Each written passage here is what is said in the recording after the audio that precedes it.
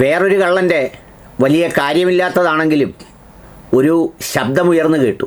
അത് വേറെ ആരുമല്ല, തുർക്കിഷ് പ്രസിഡൻറ്റ് റെസിപ്പ് തയ്യിപ്പ് എർദോഗൻ്റെതാണ്.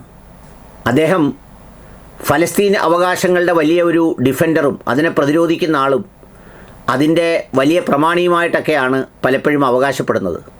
മുസ്ലിം ലോകത്തിൻ്റെ ഒരു നായകനായി പുള്ളിക്ക് വരണം എന്ന ആഗ്രഹമൊക്കെ ഉണ്ട്. പക്ഷേ ഒരു പണവിട ആത്മാർത്ഥതയോ ധൈര്യമോ ഇല്ലാത്ത അഡ്ജസ്റ്റ്മെൻറ്റ് പൊളിറ്റിക്സിൻ്റെ രാജാവാണ് റെസിപ്പ് തയ്യിപ്പ് എർദോഗൻ.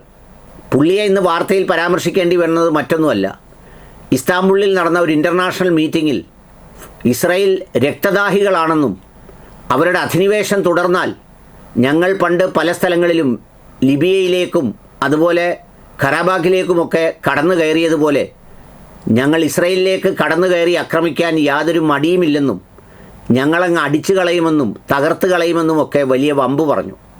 എന്ന് മാത്രമല്ല, ലെബനനിൽ നടത്തുന്ന അതിക്രൂരമായ ആക്രമണം ഇസ്രായേലി നെതന്യാഹുവിൻ്റെ മാത്രം രക്തദാഹമാണെന്നും അവിടെ ഈ പറയുന്ന വെടിനിർത്തൽ പ്രഖ്യാപിച്ചിട്ടും 1.4 മില്യൺ ജനങ്ങളെയാണ് ഭവനരഹിതരാക്കി പലായനം ചെയ്യിക്കുന്ന തരത്തിലേക്ക് യുദ്ധം തുടരുന്നതെന്നുമാണ് റെസിപ്പ് തയ്യിപ്പ് എർദോഗൻ പറയുന്നത്. ഈ നമ്മുടെ സിറാജുൽ ഇസ്ലാം ബാലുശ്ശേരി മുസ്ലിയാരും ബാക്കി കുറേ ഉസ്താദന്മാരുമൊക്കെ ഇറാൻ്റെ ഇസ്ലാമിയത്ത് പരിശോധിച്ചുകൊണ്ടുള്ള വീഡിയോകൾ ചെയ്യുമ്പോൾ വലിയ നീണ്ട സുന്നിക്കാരായ അടയാളപ്പെടുത്തപ്പെടുന്നവർ എത്രമേൽ അടിമകളായിട്ടാണ് ഈ ലോകത്തെ പല കാര്യങ്ങളോടും പ്രതികരിക്കുന്നത് എന്നുള്ളതിൻ്റെ ഒരു തെളിവ് കൂടിയാണ് ഈ എർദോഗൻ എന്ന് പറയുന്ന ഒരു ഉപകരണം. ഫലസ്തീനിൽ 10,000-കണക്കിന് മനുഷ്യരെ കൊന്നു തള്ളിയപ്പോൾ ഒരക്ഷരം മിണ്ടാതെ ഇടയ്ക്കിടയ്ക്ക് ഉണർന്ന് എന്തെങ്കിലുമൊക്കെ ചെയ്തു കളയും എന്ന് വെറുതെ പ്രസ്താവന ഇറക്കുന്ന വെറും കാശിന് വിലയില്ലാത്ത നാലണയ്ക്ക് കൊള്ളാത്ത ഒരാൾ കൂടിയാണ് ഈ എർദോഗൻ എന്നുള്ളത് ഇത് കേൾക്കുന്നവർ മനസ്സിലാക്കണം. ഇയാളുടെ പ്രസ്താവനയ്ക്കൊന്നും യാതൊരു വിലയും കൽപ്പിക്കേണ്ടതേയില്ല. ഇങ്ങനെയുള്ളവരെ ഇസ്രായേലിന് അറിയാവുന്നതുകൊണ്ട് അവരെ അർഹിക്കുന്ന അവജ്ഞയോടെയാണ് ആ പ്രസ്താവനയെ തള്ളിക്കളഞ്ഞത്. എന്നുവെച്ചാൽ തുർക്കിയുടെ പല ഭാഗങ്ങളിലും പല മേഖലകളും കയ്യേറ്റം ചെയ്ത് പിടിച്ചടക്കി കൈവച്ചിരിക്കുന്നവർക്ക് ഇത് പറയാൻ എന്ത് ധാർമ്മികത എന്നൊക്കെയാണ് ചോദിച്ചിരിക്കുന്നത്.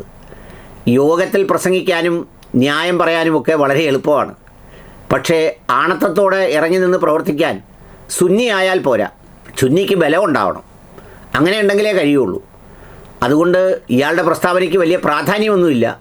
എങ്കിലും എർദോഗൻ ഇസ്രായേലിനെ ആക്രമിക്കും എന്ന് പറഞ്ഞൊരു തലക്കെട്ട് ലോകവാർത്തകളിൽ ഇടം പിടിച്ചിട്ടുണ്ട്. വലിയ കാര്യമില്ലാത്തതാണെങ്കിലും അങ്ങനെ പറയാനിപ്പോൾ ഒരു ധൈര്യവും ഉറപ്പുമൊക്കെ വന്നു. കാരണം വളരെ പെട്ടെന്ന് 48 മണിക്കൂർ കൊണ്ട് ഇറാനെ തീർത്ത് കളയാനായി ഇറങ്ങി പുറപ്പെട്ട് കിടന്ന് കട്ടയും പടവും മടങ്ങുന്നത് കണ്ടുകൊണ്ടിരിക്കുമ്പോഴാണ് ഇങ്ങനെ പറയാൻ ഒരു ശബ്ദമെങ്കിലുമൊക്കെ ഈ എർദോഗനൊക്കെ കിട്ടുന്നത്. ഏതായാലും ആ വാർത്ത പങ്കുവെച്ചു എന്നേ ഉള്ളൂ.